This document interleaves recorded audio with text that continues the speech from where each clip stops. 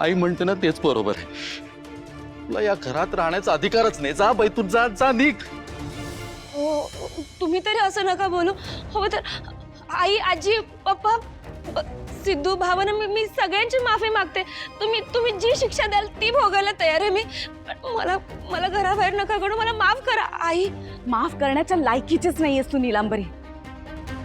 खरं तर ना तुला सून म्हणून घेण्याची सुद्धा लाज वाटते मला. स्वतःच्या स्वार्थासाठी त्या खोट्या जोगतिणीला तू घरात आणलास आणि आमच्या श्रद्धेशी तर खेळलीस आजवर. तू भावनाचा तरी विचार करायचा असतील. किती मनस्ताप झाला असेल सगळ्याचा.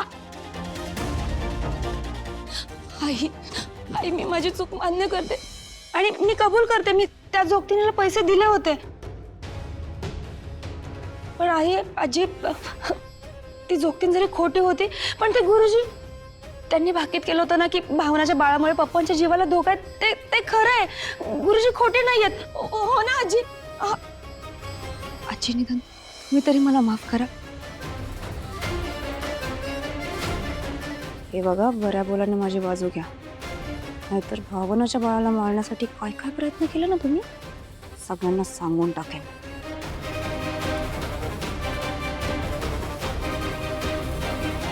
आजी, मला माफ करा.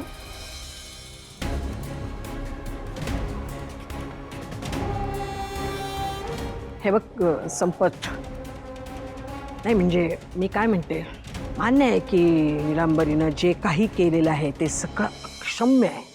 माफी नाही आहे त्याला.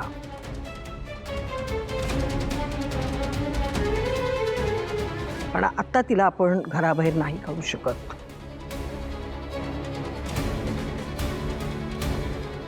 निवडणुकीच्या तोंडावर आपण आपल्या घरातल्या सुनेला बाहेर काढले हे जर सगळीकडे पसरलं, संपत बदनामी आपलीच होणार ना.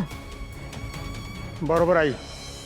या हिच्या मूर्खपणामुळे मी माझ्या राजकीय कारकिर्दीचा बळी देऊ शकत नाही. अरे पण आई, हिचं करायचं काय? ए नीलांबरी, तुला तुझी चूक मान्य आहे ना? हो आजी, मला माझी चूक मान्य आहे आणि इथून पुढे माझ्या हातून अशी चूक नाही घडणार. एक लक्षात ठेवायचं, या खेपेला तुला मी मोठ्या मनानं माफ केले. पण पुन्हा जर काय अशी चूक झालीच तर मी तुला सोडणार नाही.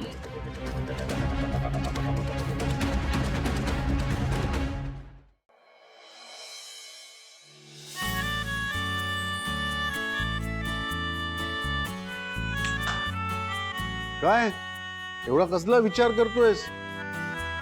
इकडून तिकडे फिरतोयस. काय झालं काय?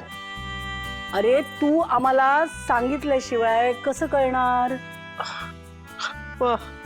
काय? अरे एवढ्या ऑर्डर्स? वा लक्ष्मी,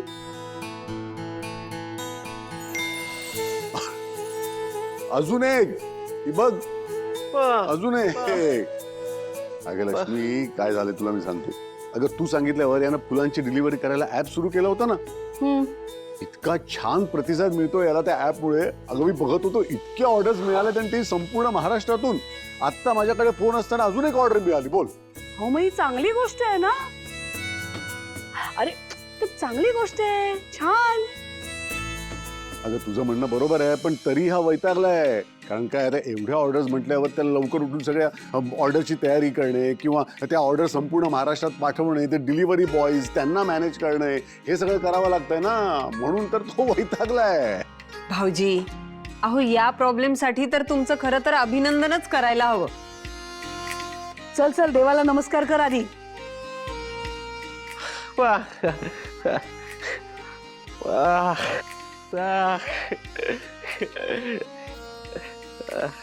भाऊजी, आपला व्यवसाय मोठा व्हावा म्हणून लोक रात्रंदिवस काय काय करत असतात. सतत त्यांच्या डोक्यात ना विचार सुरूच असतात, आपला बिझनेस कसा मोठा होईल याचा.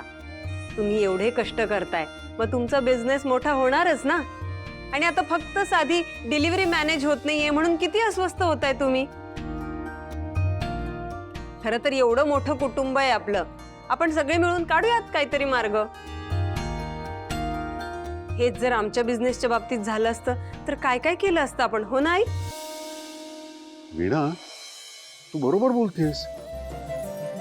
म्हणजे आपला घरघंटीचा व्यवसाय आपण सुद्धा वाढवू शकतो. त्याकरता काय काय करायला हवं हा विचार आपण कधीच का नाही केला? अगं बाई, खरंच हो, आपणही हा विचार करायलाच पाहिजे.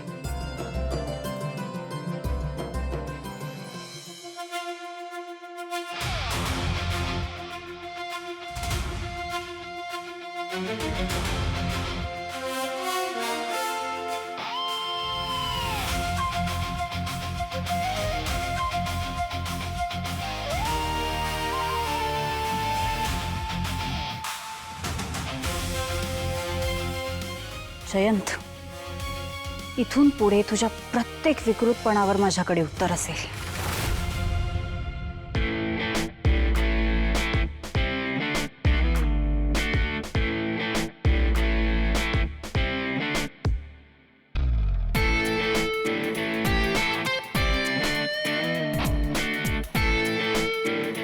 Good morning Jayant sir. Good morning जानू. जयंत सर, त्याचं काय आहे ना, मी सकाळपासून दार उघडायचा प्रयत्न करते, पण ना बहुतेक आपल्या दाराला पासकोड आहे आणि मला ते काही जमत नाहीये. सो प्लीज तुम्ही माझी हेल्प कराल? प्रिया, मी तुला दार उघडून देतो.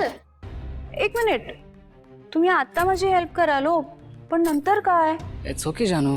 हे बघ, तुला जेव्हा जेव्हा बाहेर जायचं असेल ना, तेव्हा मी प्रत्येक वेळी तुला दार उघडून देईन. Okay?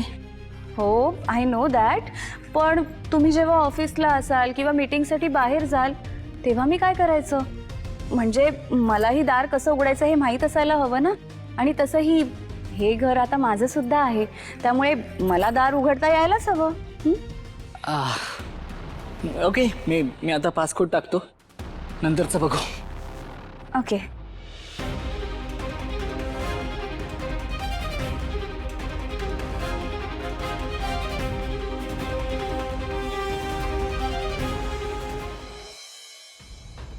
Here it is. The door is open. पण तुला दार का उघडायचं होतं? सर, हो न्यूजपेपर घ्यायला. अगं जानू, टेक्नॉलॉजी आता पुढे गेली आहे. मी स्वतः पेपर टॅबवर वाचतो. आपल्याकडे फिजिकल न्यूजपेपर येत नाही. सॉरी सर, मला हे माहीतच नव्हतं.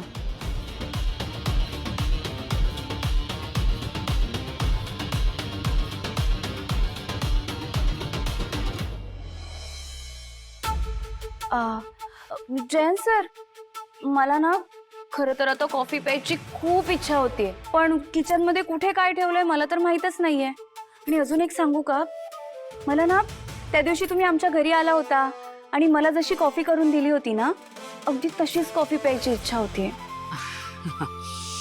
At your service madam. तुला काही हवं असेल तर मला सांग. Okay, I make your coffee.